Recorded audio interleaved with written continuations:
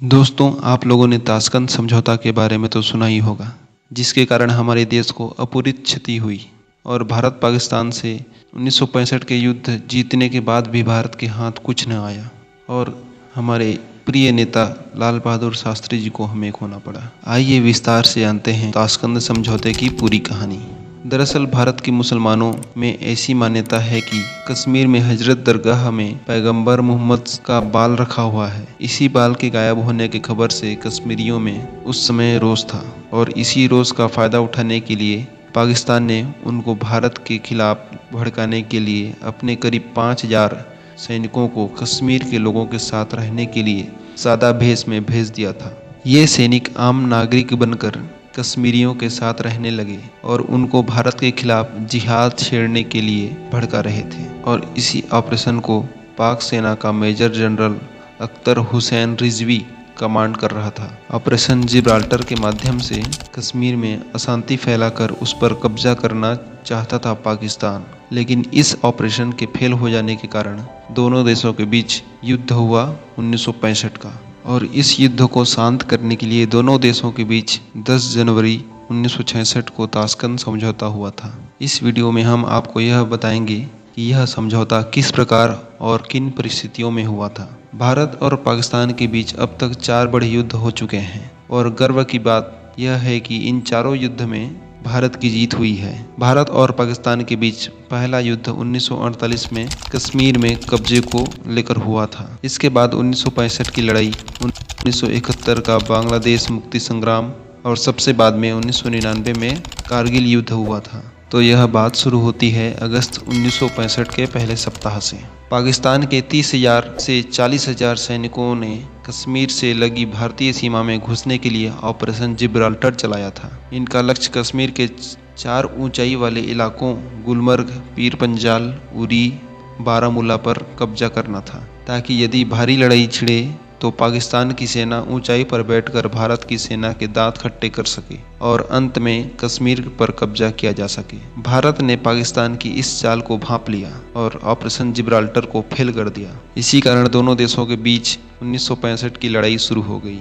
पाकिस्तान को चीन की तरफ से पूरा समर्थन मिल रहा था, लेकिन इस समय चीन के रूस और अमेरिका से रिश्ते अच्छे नहीं थे। इसी कारण वह युद्ध में सीधे तौर पर भाग नहीं ले रहा था। चीन की भारत से चिढ़ का सबसे बड़ा कारण था नेहरू द्वारा दलाई लामा को भारत में शरण देना। चीन इस जंग को खत्म करवाने की जगह इसे लंबा खिंचवाने की फिराक में था, लेकिन अमेरिका और रूस नहीं चाहते थे कि दक्षिण एशिया में चीन का दबदबा बढ़े। इसलिए ये दोनों देश भारत के पक्ष में थे और भारत युद्ध को जल्दी खत्म करना चाहता था। भारत की सेना ने पाकिस्तान की सेना को खदेड़ दिया और लाहौर के बाहर तक पहुंच गई, लेकिन 1965 की जंग के समय भारत के आर्मी चीफ जयंतनाथ चौधरी थे, जिनकी एक गलती के कारण भारत को पाकिस्तान से समझौता करना पड़ा और भारत को पाकिस्तान के जीते हुए सभी इलाके लौटाने पड़े। भारत के आर्मी चीफ जयंतनाथ चौधरी की गलती के बारे में तत्कालीन रक्षा मंत्री यशवंतराव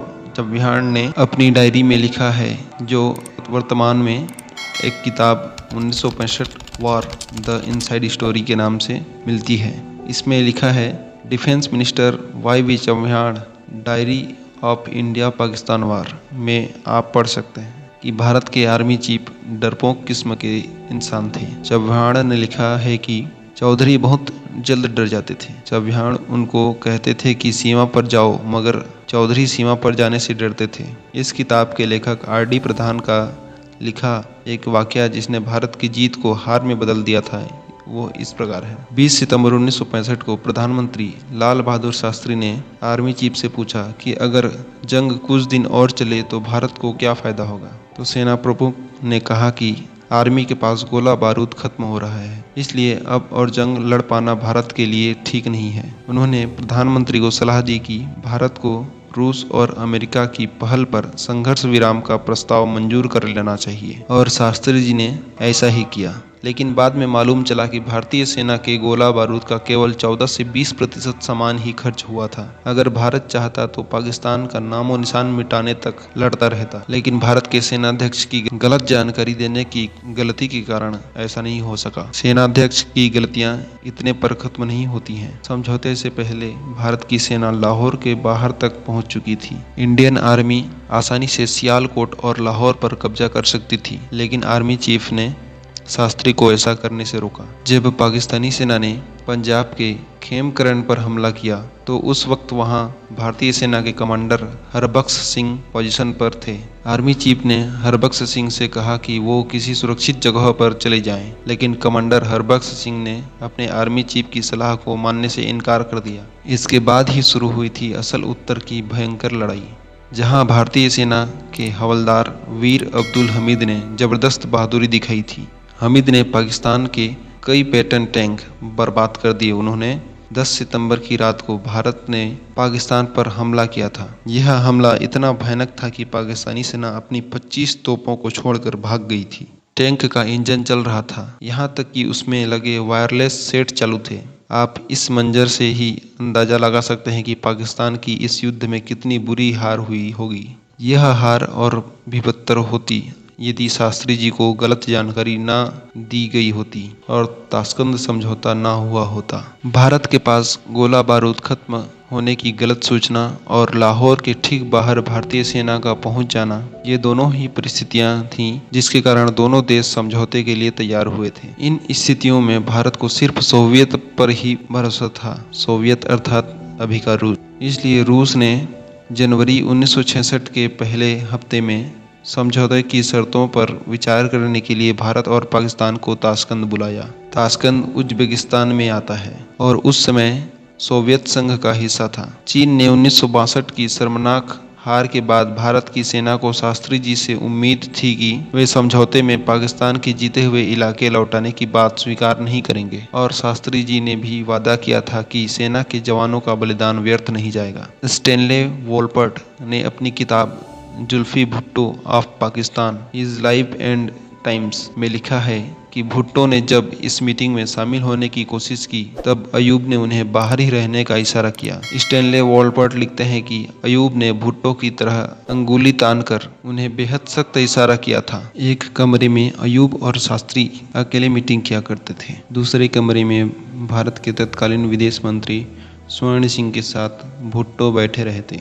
शास्त्री जी ने कहा कि वो कश्मीर के बारे में कोई समझौता नहीं कर सकते क्योंकि उन्होंने अपने देशवासियों को वचन दिया है। शास्त्री जी चाहते थे कि समझौते की शर्तों में नो वॉर क्लोज भी शामिल हो, यानी पाकिस्तान की तरफ से ये आश्वासन दिया जाए कि आगे कभी वो भारत से लड़ाई नहीं करेगा। अयूब इसके लिए राजी भी हो गए थे। उन्होंने मान लिया था कि भारत के साथ अपने विवाद सुलझाने के लिए पाकिस्तान कभी भी सेना का सहारा नहीं लेगा, मगर भुट्टो ने उन्हें धमकाया, कहा कि वो पाकिस्तान में लोगों को बता देंगे कि अयूब ने देश के साथ गद्दारी की है। इसी कारण अयूब ने इस नो वॉर क्लॉज को समझौते में शामिल करने से इनकार कर दिया था और आखिरकार 10 जनवरी 1966 की तारीख को समझौते पर लाल बहादुर शास्त्री जी और पाकिस्तान के राष्ट्रपति अयूब खान ने हस्ताक्षर किए। समझौते में तय हुआ कि जंग से पहले दोनों देशों की जो स्थिति थी वही बनी रहेगी।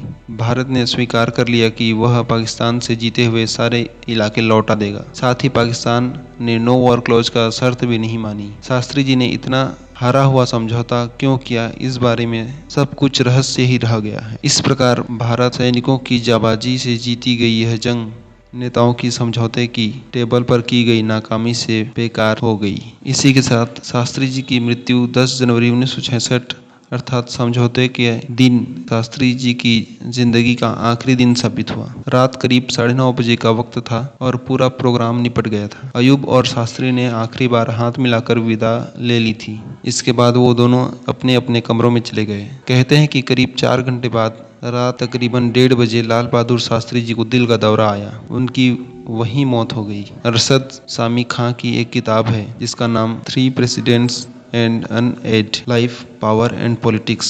अरशद ने इस किताब में शास्त्री की मौत के समय का एक वाकया लिखा है। अजीज अहमद को शास्त्री जी की खबर मिली। वो खुशी से झूमता हुआ भुट्टो के कमरे में पहुंचा और कहा कि वो लाल बहादुर शास्त्री मर गया। समझौते पर दस्तखत किए जाने के कुछ ही घंटों के भीतर उनकी मौत हो गई। शास्त्री जी की मौत को लेकर कई तरह के कयास लगाए जाते हैं। कोई कहता है कि अमेरिका का हाथ, कोई पाकिस्तान का हाथ कहता है, तो कोई कहता है कि उन्हें जहर दिया गया था, और कई तरह की कॉन्स्पिरेसी थियरीज हैं। वर्ष 1996 में रॉबर्ट ट्रम्बुल नाम के एक पूर्व CIA अधिकारी ने कहा था कि शास्त्री की मौत के पीछे CIA का हाथ ही था, लेकिन सोवियत रूस ने कहा कि शास्त्री को दिल का दौरा आया था। ऐसा हो सकता है कि शास्त्री जी को इस बात की चिंता सता रही हो कि उन्होंने देश के लोगों से किया वादा पूरा नहीं किया। वो जानते थे कि इस समझौते से भारत में सब बहुत नाराज होंगे, भारतीय सेना सबसे ज्यादा मायूस होगी। शायद यही तनाव रहा हो और उन्हें दिल का दौरा पड़ा। आइए शास्त्री जी की मौत से जुड़े कुछ अनसुलझे प्रश्न को जानते हैं। शास्त्री जी की मौत में पहला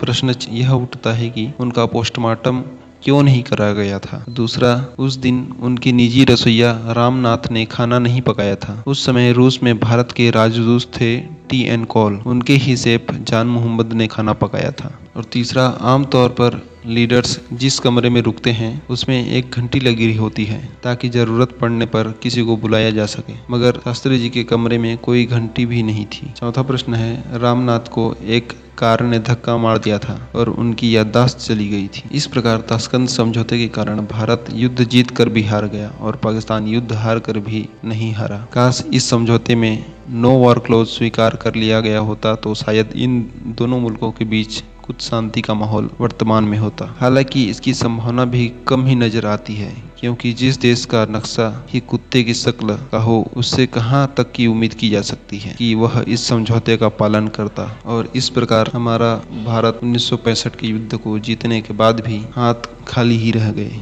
और इस समझौते के कारण एक श्रेष्ठ प्रधानमंत्री को हमने खो दिया। दोस्तों, भले ही ताशकंद समझौते के कारण हमारे हाथ आया सभी वापस कर दिया गया, लेकिन शास्त्री जी के देश प्रेम और निष्ठा पर कोई संदेह नहीं कर सकता। दोस्तों, हम शायद अभी अनुभव न कर पाए कि इस समझौते को लेकर उस समय शास्त्री जी के ऊपर कितना दबाव रहा होगा। दोस्तों, मिलते हैं अगले रोचक जानकारी के साथ। जाने से पहले देश के लाल श्री लाल बहादुर शास्त्री जी के लिए एक लाइक जरूर करें। जय जवान, जय किसान, जय हिंद।